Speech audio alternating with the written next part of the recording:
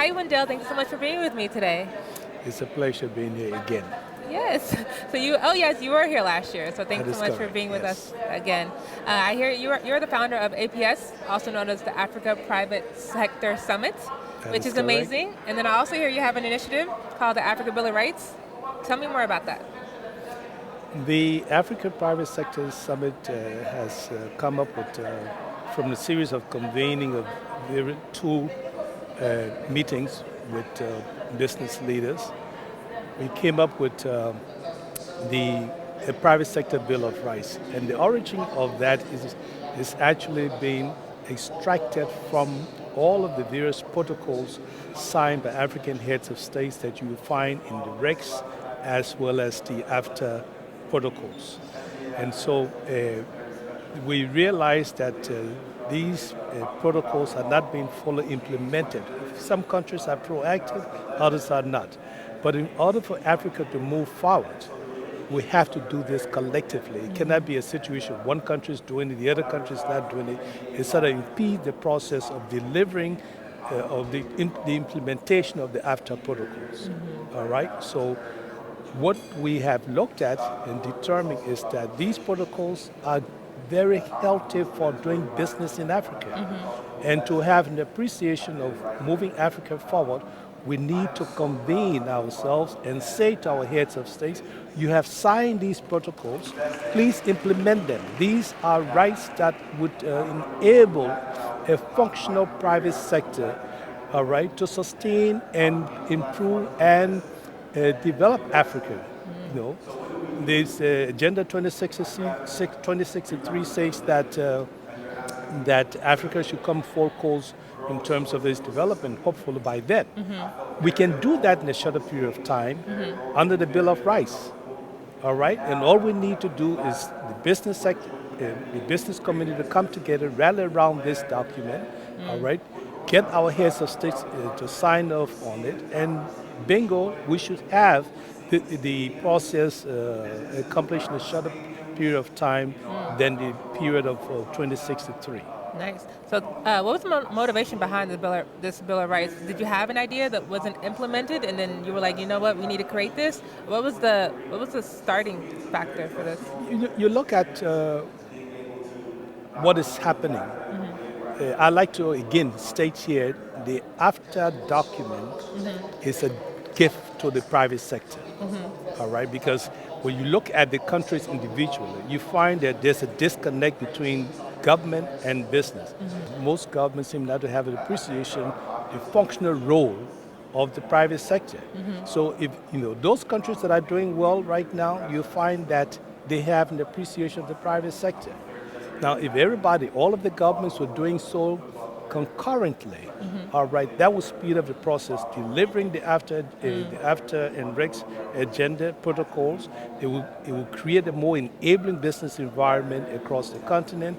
The issue of free movement of people, the issue of,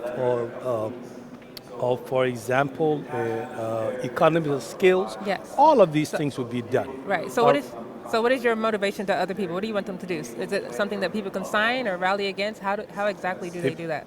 Well, it has direct consumers benefits, Okay. okay, and I think the consumer should support it. The labor union should support it.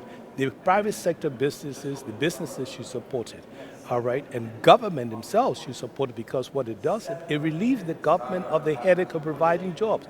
The private sector will provide those jobs, all right. So that's what's critical to all of this, enabling business environment, rule of law, and everything else should happen almost automatically. Nice. I like that you have this initiative. It sounds like it's going to be very helpful to moving the continent forward. That being said, when people are looking to invest in Africa, given your background and given you're the founder of APS and your initiative as well, what would you advise them? What sector or what industry would you advise them to look into when they're looking to invest? Well, I forgot to mention that we now, yes, I'm the founder, but we now have a new chair of the Africa Private Sector Summit, who happens to be Professor Kingsley Mogalu. Now, to answer your question, yesterday morning, one of the speakers responded to a question by the moderator at the very first session. And that question was, if you had $1, where would you invest it? And he responded, why would you invest it in Africa? Why would you invest it in Africa? And his answer was predictability. Okay? What investors, what individuals, businesses, whoever, what they're looking for is that one element. Is that country predictable? Right. So now Okay. I'm saying, well, not why, but where, what industry would you Well, advise people? that's where a country is predictable. That's where people would invest. That's where I would What invest. industry? So let's. It doesn't matter. Okay. But what matters is predictability makes it is a determinant factor here going forward for Africa to do, because most people perceive Africa as has been narrated to them as a conflicted zone, no go. All right. So if you want to attract what we refer to as the African direct investor, ADI, all right, it would also benefit with a predictable environment for the continent. You also have foreign direct investors. Yes. Yeah. Yes. Well, thanks so much for answering that question and providing advice, and also allowing people to understand what APS is doing. What is your personal commitment to making Africa unstoppable? Well, the Bill of Rights is my personal commitment. It's the commitment of the leadership of APSS. It is commitment of, we hope that we can have the commitment of all of the chambers of commerce, all of the Pan-African organizations, and we have an understanding that the foremost body of the private sector in Africa is the African Business Council, and so we are working with them to ensure that it happens. Thank you. Nice. Thank you so much. Thanks for talking to me. Thank you.